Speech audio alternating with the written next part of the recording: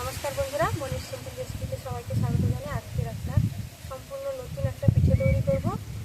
আজকে তৈরি করব চাল কুমড়োর পিঠে, পোড়া পিঠে। তো এই শীতের সিজনে পিঠেটা খুব ভালো লাগবে। তো গাছ থেকে লাউটা পেড়ে আনি, তারপর সমস্ত পিঠের উপকরণ কীভাবে তৈরি করি সেটাই তোমাদের সাথে শেয়ার করব। তো বন্ধুরা চলুন, এখন আমি লাউটা তুলে আনি বাগান থেকে।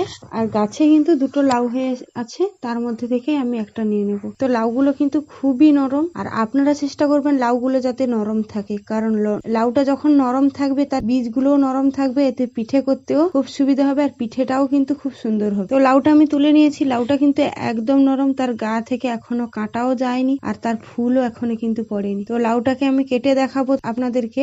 কাটার পর দেখুন কি সুন্দর, তার বীজগুলো একদম নরম। তো লাউটা ভালো করে কেটে নেওয়ার পর আমি ছাল ছাড়িয়ে নেব। ছাল ছাড়ানোর পর জলে ধুয়ে নিয়েছি। ধোয়ার পর আমি এখানে একটা ব্লেন্ডারের সাহায্যে লাউটা চুড়ে নেব। তো সমস্ত লাউগুলো চুড়ে নেওয়ার পর আমি ভালোভাবে জল দিয়ে ধোবো, কারণ লাউটাকে যত ভালো করে ধোবেন লাউর একটা ফেনা জল বের হয়, সেই জলটা আপনারা যত ভালোভাবে পরিষ্কার করে ধোবেন ততই ভালো। লাউটাকে কিন্তু আমি ভালোভাবে ধুয়ে নেব পরিষ্কার করে। আর এখানে নিয়ে নিয়েছি একটা নরম নারকেল। নারকেলটা কিন্তু আমাদের বাড়িরই। আমরা চেষ্টা করি প্রতিটা পিঠেতে নারকেল দেওয়ার, কারণ নারকেল দিলে পিঠের স্বাদটা কিন্তু একটু বেড়ে যায়। তো নারকেলটাকে আমি চুড়ে নেব।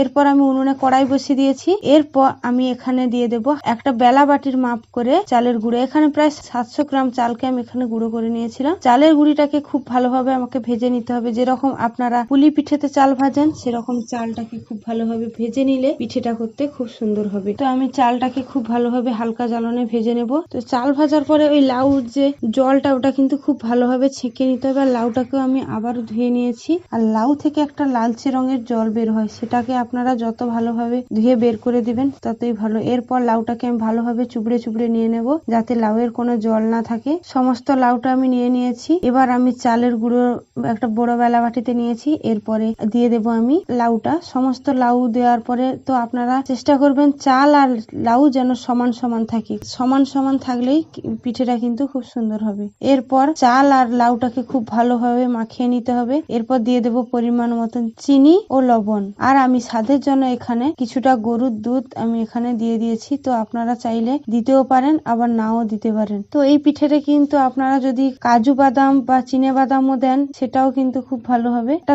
ঘুঁটে ছাই দিয়ে দিয়েছি এবং আর দিয়ে দিয়েছি জল, কারণ নিচে ছাই আর জল দেওয়ার কারণ হলো নিচে কোনোভাবে যাতে পিঠেটা লেগে না যায় আর জলের ভাপে যেন নিচের পিঠেটা খুব সুন্দরভাবে সুসিদ্ধ হয়। এরপর নিচে খুব ভালোভাবে কলা পাতা দিয়ে দিতে হবে।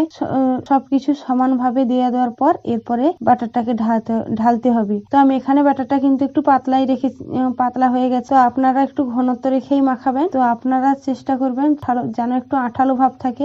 পিঠেটা ঢালার পরে এরপরে উপর দিয়ে কলা পাতা ভালোভাবে আবার চাপিয়ে দিতে হবে, কারণ ওপর নিচের কলা পাতা সমান না থাকলে নিচের পিঠেটাও লেগে যেতে পারে আর উপরের পিঠেটাও পুড়ে যেতে পারে। তো ভালোভাবে উপর দিয়ে কলা পাতাটা চাপিয়ে দেব। সমস্ত কলা পাতা চাপানো হয়ে গেলে পিঠের পাত্রটাকে আমি উনুনে বসিয়ে দেব। তো এরকম কিন্তু হালকা জ্বালনে উনুনের আঁচেই কিন্তু আমাকে পিঠেটা করতে হবে। বেশি তাপ দিলে পিঠেটা কিন্তু পুড়ে যাবে। হালকা আঁচে কিন্তু আমি বসিয়ে রেখেছি। প্রায় 10 থেকে 15 মিনিট ফোটার পর যখন নিচের জলটা মরে যাবে তখন আমি উপরে কিছুটা ঘুঁটে দিয়ে নিচের থেকে একটা আগুন বের করে ওর উপর দিয়ে দেবো, যাতে উপরেও পিঠের তাপটা হয়। তো আমি এখানে 1 ঘন্টা 15-20 মিনিট পর এসেছি। এবার আমি পিঠেটা বের করে দেখুন বন্ধুরা, খুব সুন্দর কিন্তু হয়েছে। এবার এটা ঠান্ডা হলে তারপর আমি কেটে দেখাবো। তো পিঠেটাকে ঠান্ডা করে নিয়েছি। এমনি পোড়া পিঠে কিন্তু শক্ত হয়ে থাকে, কিন্তু এই লাউয়ের পোড়া পিঠে কিন্তু কোনো রকম শক্ত হবে না। আর অনেকেই জানেন না যে এভাবে চাল কুমড়োরও পোড়া পিঠে হয়। তো ভিডিওটি যদি ভালো লাগে অবশ্যই একটা লাইক আর চ্যানেলটিকে সাবস্ক্রাইব করে পাশে থাকবেন।